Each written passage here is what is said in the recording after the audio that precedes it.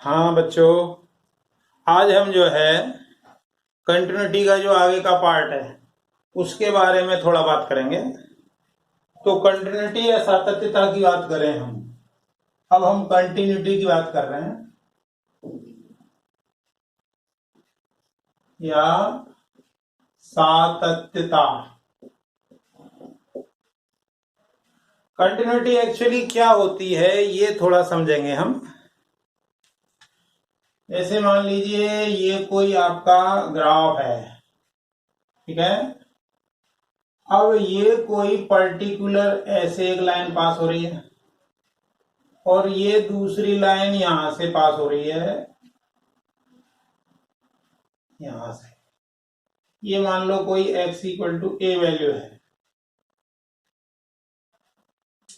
यहां पर वैल्यू मान ली हमने कि b1 है और यहां पर वैल्यू मान ली b2 है। तो अब हम यदि बात करें इसकी a पर, सातत्यता x इक्वल टू ए पर, एट x इक्वल टू ए या x बराबर a पर, x बराबर a पे यदि हम सोचें तो x बराबर a से पहले ग्राफ यहां आया और x के बाद ये ग्राफ यहां आ गया। तो सातत्यता तो हिंदी का नाम ही है। तो कोई चीज सतत रहे तो a पे ये क्या हुआ, असतत हो गया। x इक्वल टू ए पर फलन सतत नहीं है। x बराबर a पर फलन सतत नहीं है। Function is not continuous at x equal to a। क्यों? x के लेफ्ट में ये वैल्यू दे रहा है, देखो जरा, f a माइनस a से थोड़ी कम वैल्यू है, a से थोड़ी कम वैल्यू है। तो उस टाइम वैल्यू कितनी दे रहा है, ये b1 दे रहा है। इसको अपन कहेंगे limit h tends to 0 f a minus h। ये वैल्यू b1 है। अब जरा a के राइट में देखें, उधर साइड f a प्लस देखें तो a प्लस में वैल्यू दे रहा है b2। यानी ये क्या है, ये तो लेफ्ट हैंड लिमिट थी, ये राइट हैंड लिमिट है। ये दोनों अलग अलग हैं, इसलिए लिमिट एग्जिस्ट ही नहीं करेगी, यानी फलन सतत नहीं होगा। तो फलन सतत होने के लिए क्या चीज जरूरी है वो जरा समझ लें। बहुत जरूरी चीज है। किसी फलन f(x) के प्रांत d में फलन तभी सतत होगा यदि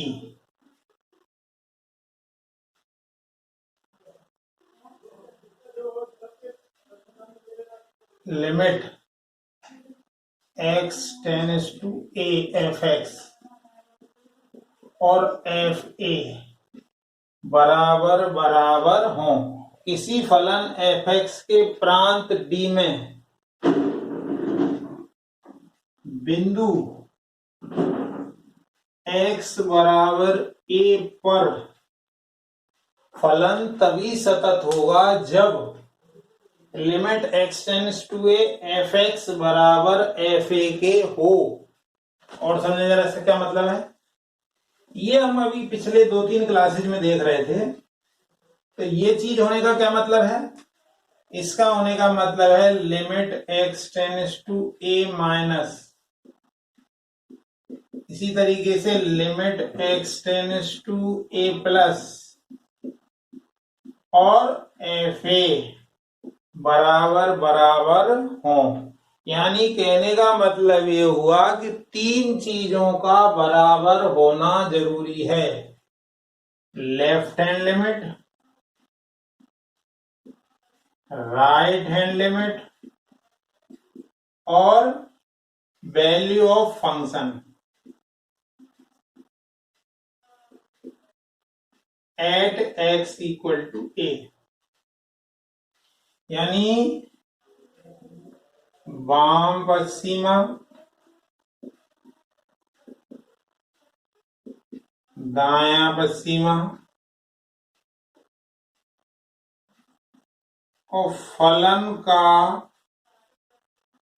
x बराबर a पर मान, ये तीनों चीजें यदि समान होंगी तभी ही कोई फंक्शन सतत कहलाएगा। यदि इन तीनों में से कोई भी एक गड़बड़ हो गया तो वो फलन सतत नहीं होगा। ये लिख दिया, इसका मतलब ये है कि ये फलन जो है इसकी सीमा जो है विद्यमान होगी, लिमिट एग्जिस्ट करेगी। लिमिट एग्जिस्ट करेगी मतलब left hand limit right hand limit दोनों सेम होंगी। तो left hand limit right hand limit same होनी चाहिए और फलन का मान उस जिस बिंदु पर हमें सततता ज्ञात करनी है उस पर उस फलन का मान, ये तीनों की तीनों वैल्यू समान होना जरूरी है। ठीक है, इस चीज को बहुत ज्यादा ध्यान दें, सबसे ज्यादा इंपॉर्टेंट यही चीज है। तो इसको हम देख सकते हैं, any function in its domain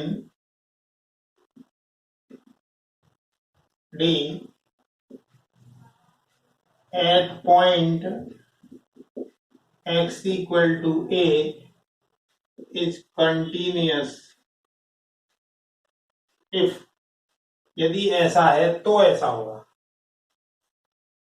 ये बात पूरी होना जरूरी है सतत के लिए। और इसका मतलब ये हम पहले 2-3 क्लासेस में यही बात बता रहे थे, ये सीमा का अस्तित्व है, सीमा विद्यमान है। तो सीमा विद्यमान है मतलब उसकी LHL और RHL दोनों समान होंगे तभी सीमा विद्यमान होगी।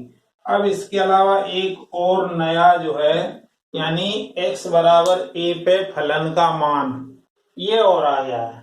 पहले दो बातें तो कर ही रहे थे, वो दोनों बातें तो है ही, बस फलन का मान और आ गया है। ठीक है, अब जरा थोड़ा आगे चलते हैं, देखें जरा इसको जरा ग्राफ से समझने का प्रयास करते हैं।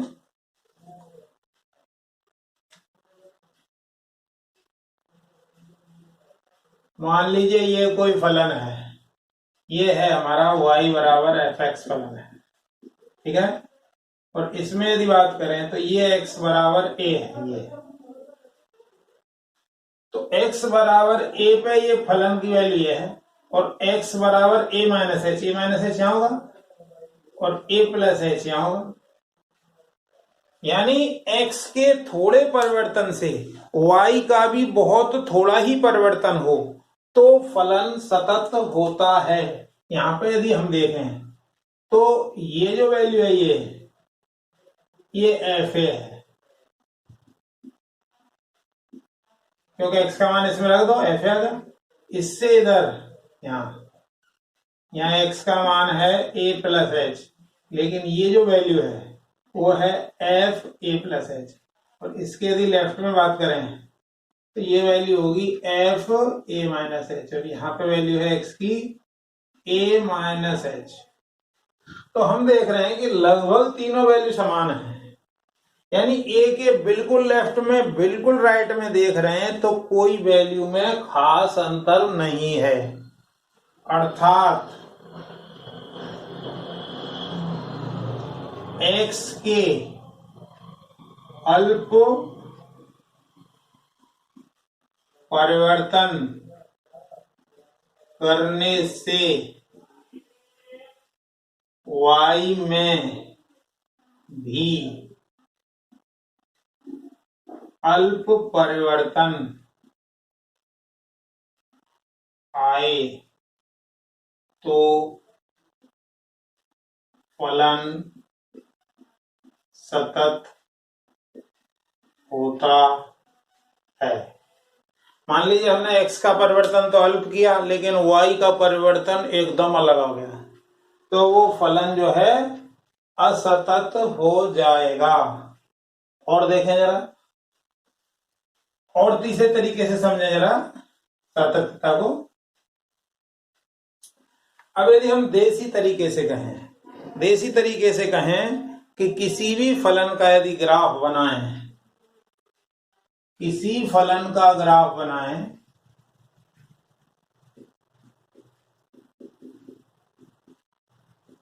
का ग्राफ बिना पेन उठाए बन जाए तो वह फलन सतत होगा,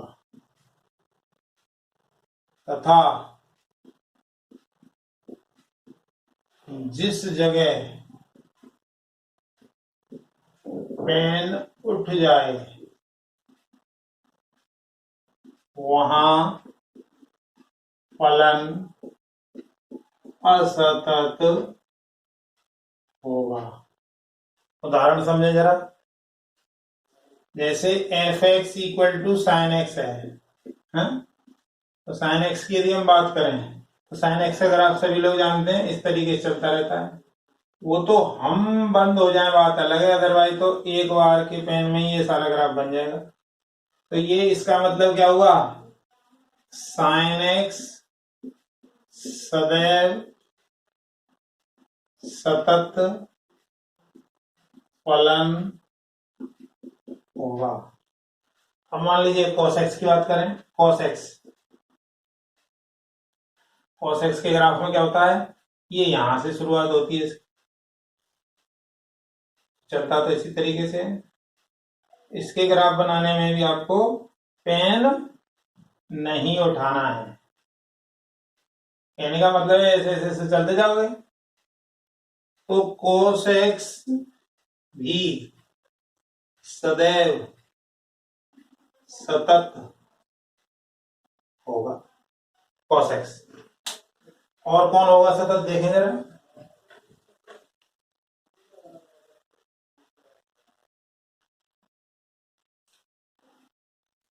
जैसे f(x) = x या y = x। f(x) का मतलब y होता है, इसका यदि हम ग्राफ देखें तो ये लाइन होती है, ये तो हमेशा सतत है, यह सदैव सतत होगा। और देखें, मान लो हमने लिया f(x) = c, f(x) = c या y = c, तो y = c देखें जरा, x एक्सिस की इक्वेशन होती है y = 0, तो y = c कहीं ऐसे होगी, तो ये भी तो हमेशा सतत है। f(x) = c या y = c सदैव सतत होगा, यानी ऑलवेज कंटिन्यूअस होगा। कंटिन्यूअस नाम से पता चल रहा है कोई चीज कंटिन्यू रहे, मतलब डिसकंटिन्यू ना हो। इसी तरीके से f(x) = e⁻x, f(x) = e⁻x का ग्राफ इस तरीके का था, f(x) = e⁻x भी सदैव सतत रहेगा। और देखें जरा, f(x) = log e(x), log e(x) का ग्राफ ऐसा होता है, एफ एक्स बराबर log एक्स भी सदैव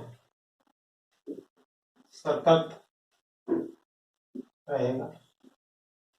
और देखें जरा,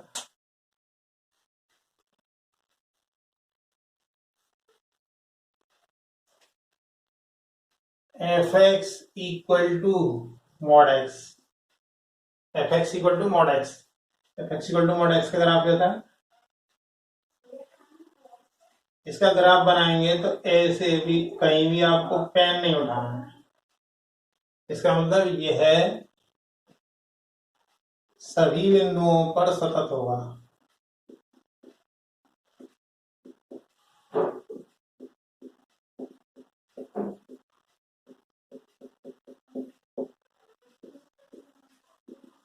इट इज कंटिन्यूअस एवरीवेयर, हर जगह सतत होगा।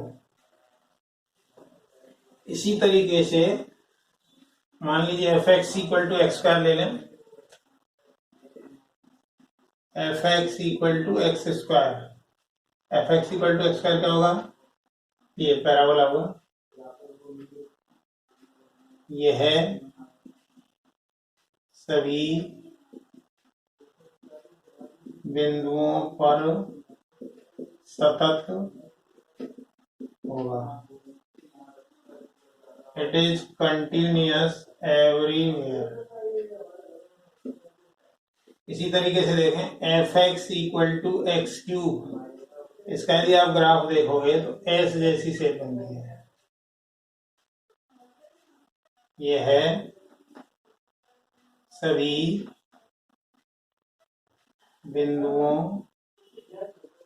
पर सतत होगा। सभी बिंदु कंटिन्यूअस एवरीवेयर। इसी तरीके से x में एक बहुपदीय फलन हो, x में एक बहुपदीय फलन हो, मान लो an x की power n, an minus one x की power n minus one, an minus two x की पावर n माइनस टू, इसी तरीके से लास्ट में a0। ये क्या है, बहुपदीय फलन है। यह है बहुपदीय फलन है। यह भी सदैव सतत रहेगा, कंटिन्यूअस एवरीवेयर।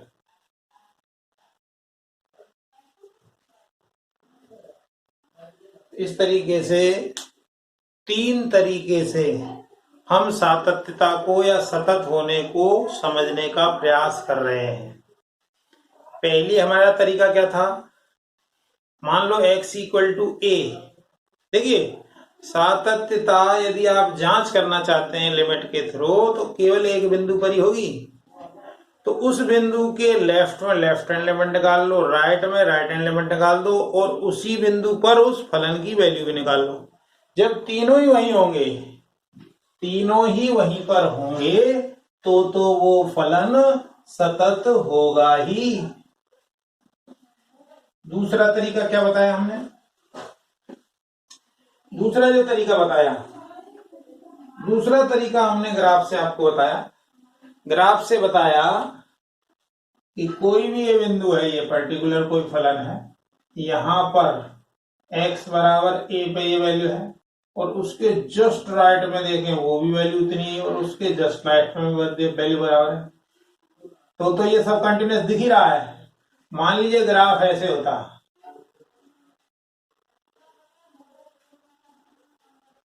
मान लो ऐसे होता, तो देखो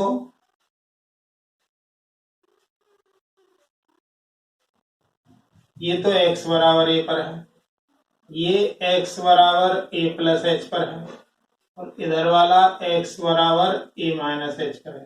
तो अब देखो जरा, a माइनस h पे वैल्यू है, a पे ये और a प्लस h पे ये, तो तीनों वैल्यू अलग अलग हो गई।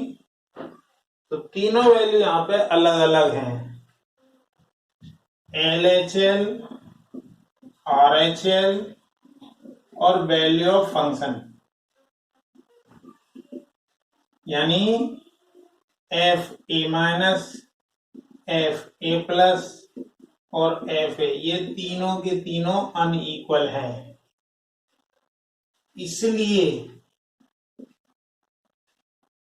इसलिए फलन x बराबर a पर असतत होगा। मतलब सतत का उल्टा है, सतत मतलब लगातार कोई चीज है, असतत मतलब वो कंटिन्यूअस नहीं है। So not continuous at x equal to a। इस तरीके से हम जो है सातत्यता के बेस में धीरे धीरे जाने का प्रयास कर रहे हैं। क्योंकि ये टॉपिक थोड़ा सा टफ है, इसलिए बहुत धीमे धीमे धीमे चलेंगे, लेकिन कोई दिक्कत नहीं है। जितने भी पुराने 2-3-4 वीडियो हुए हैं उनको बार बार करके left hand limit, right hand limit निकालना सीख लें, फिर आपको क्वेश्चंस में कोई दिक्कत नहीं आएगी और सारे क्वेश्चन हम कराएंगे भी। बस ये है, वो वीडियोज को ज्यादा से ज्यादा बार बार देखें, मतलब उस तरीके को कि लेफ्ट हैंड लिमिट कैसे निकालते हैं, राइट हैंड लिमिट कैसे निकालते हैं, वो बार बार प्रैक्टिस कर लें।